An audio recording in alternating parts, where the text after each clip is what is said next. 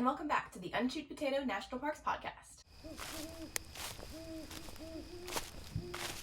Hello, welcome back. Today's episode is going to be a little bit different than some of the ones I've done before. I have had some people ask in my real life and also through social media how I go about planning my itineraries when I plan these national park vacations. So there really are a few elements to that. First of all, you need to know where you want to go. And second of all, you need to know how much time you have to take a vacation at the point that you're planning. And third of all, you need to know your budget and how much money you have to spend or are willing to spend. So I would say those are your top 3 things that you need to know when you're planning an NPS vacation. So to plan my trips, I actually have an itinerary template that I will start with and then tailor that template to fit whatever specific trip that I'm planning at that time. So some things I have on my template are time frames, so like morning and afternoon and evening, and then I'll also have lunch and dinner. Sometimes I will add breakfast to that as well if it's going to be like a specific breakfast spot. And then I also have what I expect my average temperatures to be for the day. I'll put in sunrise and sunset if we're camping so that I know, how much daylight we have. I'll add in my budget. I'll add in where we're staying, so hotels, campgrounds, and whatnot. And then I will figure out how much time we need or how much time we have. So for me personally, all 63 national parks have been on my to-go list. And some of these parks, we have specific times of the year that we want to visit, but we don't necessarily have a certain order that we're trying to do them in, or like a certain time frame that we want to go to the most of the parks. And I say most because we do want to try to get all of these parks done by 2032. That is the year that I turn 40. So I said that I wanted to have all these done by the time I turned 40. I swear y'all, Luna cannot go an episode without bumping my tripod or making her presence known in some way. I'm so sorry. But yeah, so we are trying to get to all 63 of the national parks by 2032. And we want to go to Glacier National Park sooner rather than later. I have heard some rumors that they are predicting some of the glaciers may start to dissipate by like 2030. So we are actually planning a trip to Glacier hopefully in the next year or so. But for most of the parks, we're just kind of picking them in whatever order we most desire to go to that area, or whatever just like sort of sticks out to us as far as like, oh, let's go there next. So I would say that's the first thing you need to decide in order to plan a trip is where you're taking this trip to. Now, for us, we are trying to group some of these parks into as few trips as possible. So for some of these vacations, we are doing several parks in one trip, and that's to cut down on airfare and to just, again, try to kind of cut down on like the total time we spend actually traveling.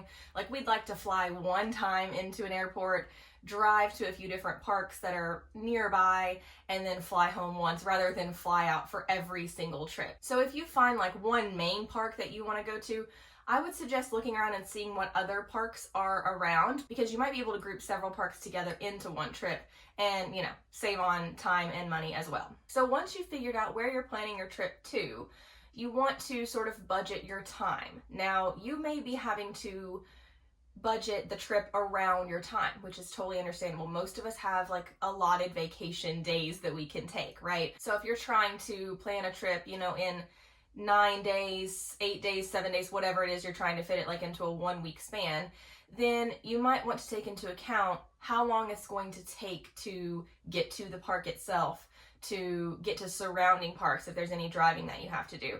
And you also want to take into account how much time that you want to spend in each park or in just that one park itself if you're doing like a one-off trip. Some of these parks I honestly think can be covered in a day or two. Honestly, there are a lot of parks where you probably wouldn't get the full experience unless you spent a full week there. And for you, the full experience might mean something different than it means to me. So just consider how much time you actually want to spend in each park or each destination, and then you can kind of consider how much time you would need for this trip. Because honestly, let's just say, for example, to fully experience Olympic National Park, I've been told you need like a full week. There are also some parks that are close though. There's Mount Rainier, there's North Cascades, there are also some other parks that are fairly nearby that you could kind of group into one trip. But if you only have a week to spend total on vacation for this summer or whenever you're going, you might not want to spend that whole week in Olympic. You might want to spend 3 or 4 days in Olympic and then, a day or two in each of the other parks. You might want to spend your whole week in Olympic, which means that you would need to go back and revisit the other 2 parks at a different time. So just kind of keep that in mind, how much time you want to spend total and how much time you want to spend in each park. And then of course, the big topic is money, right?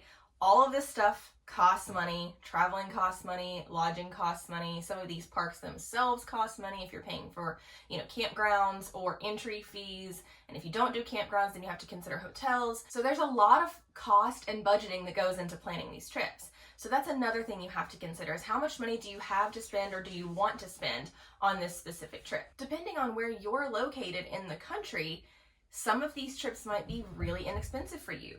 Some might be very expensive. So it just really depends on where you're coming from and where you're going to. So for example, for us here in Kentucky, traveling to Mammoth Cave obviously is not far. I just did a whole episode about what it's like to live close to Mammoth Cave and how nice and convenient it is to just be able to pop over to that park for the day and not have to spend a lot of money. So if you're close to some of these parks, then it's not going to be that expensive for you.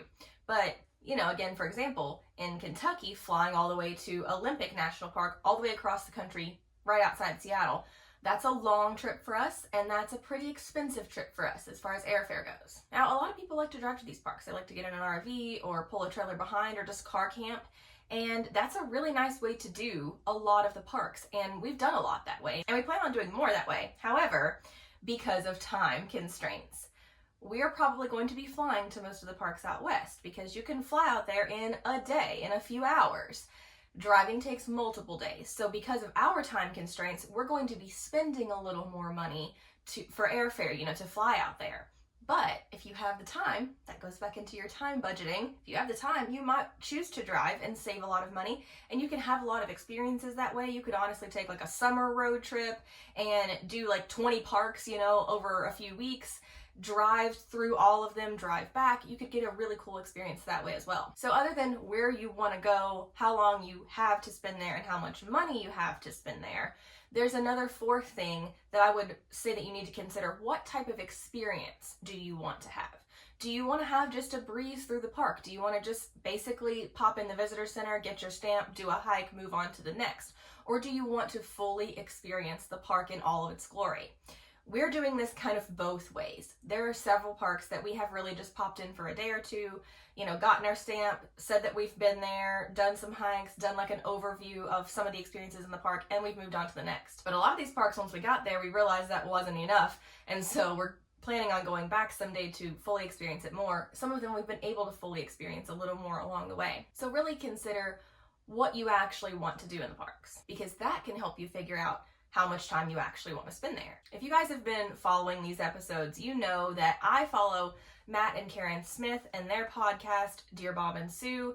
They were kind of my inspiration for sharing my own experiences. And one of their suggestions for experiencing all of the national parks within, a reasonable time frame is to pick one big thing that you want to do in each park.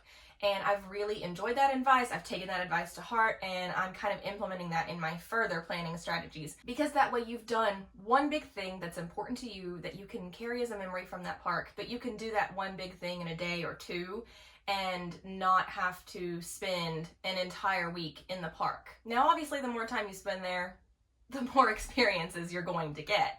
However, that's not important to some people. For some people, it's just all about traveling there, being in that park, just experiencing it for a day or for an afternoon, and then moving on to the next as part of the adventure. So it really just depends on the experience that you want to have. So I'm going to share with you guys one of my older templates from our trip to Shenandoah this past spring break.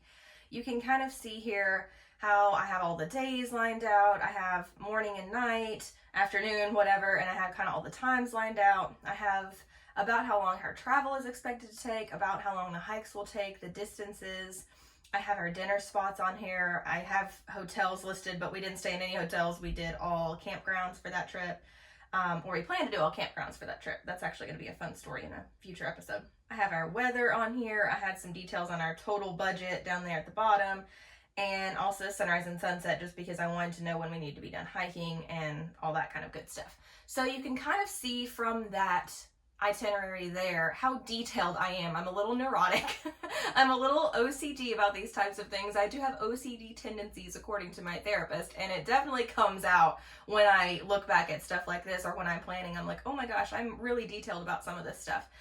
You can also see on the itinerary that we packed a lot of our lunches, so we actually grocery shop before we go on a lot of these camping trips, and we'll pack non-perishable food items in our car tons of Gatorades, chips, snacks, things like that, so that those things are available to us whenever we decide we want to eat. Sometimes we'll find like a little picnic spot in a park. Sometimes we'll just eat on the road as we drive.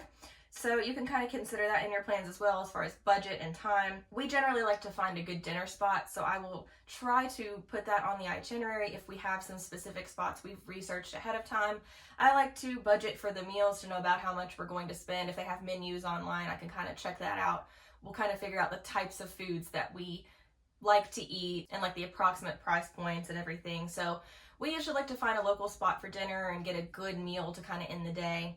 And I'll usually look up the hours of those restaurants as well, just to make sure that we have plenty of time after our hike or whatever activity that we're doing for the day to get to dinner there. So as you can see, I'm pretty detailed in all of that stuff. You don't have to be that detailed to have a good time. I would recommend you knowing about how long your travel is expected to take, and I would recommend that you know if you have an activity plan or hike or whatever it is that you're going to do, I would recommend that you know about how long that's going to take as well. But you don't have to be as detailed as me as far as planning out your meals and your prices and things like that. However, I would definitely recommend planning your accommodations ahead of time.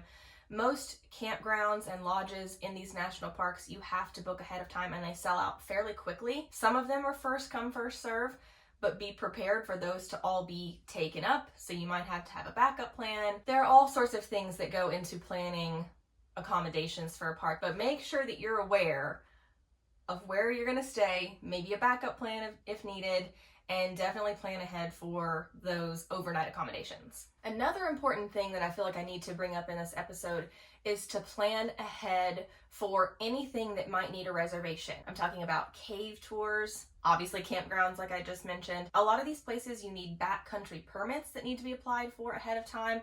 Some of them are on lottery systems, so make sure you check out the NPS website and reservation.gov for all of those things.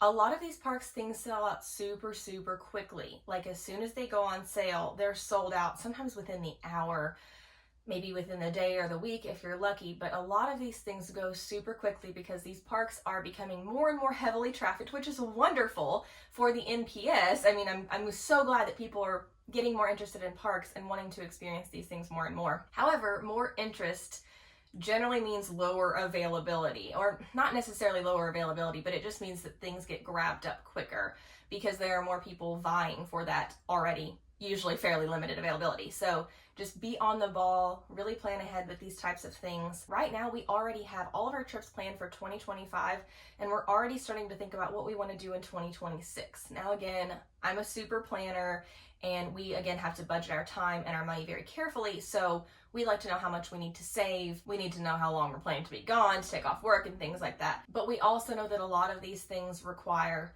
extremely advanced reservations. A lot of these things go on sale a year beforehand. So if you're trying to plan a trip a month before you actually want to go, it's highly unlikely that some of this stuff will be available. Just depends on the park that you're wanting to go to. So I think that pretty much covers everything as far as how I start to sit down and plan an NPS trip. There are so many more elements that go into making these trips enjoyable, and I can do further episodes on that if anyone would be interested on, things that I recommend taking, things that I recommend doing ahead of time and whatnot. But a lot of those things I already tend to include in specific episodes on each park and my experiences in those parks, so I don't want to be too redundant. But if that would be helpful for anyone, I would absolutely be willing to talk about how to make your NPS vacations even more enjoyable. But yeah, I think that about wraps it up for today. I hope this was helpful or at least enjoyable, and I will see you guys in my next episode. Happy trails!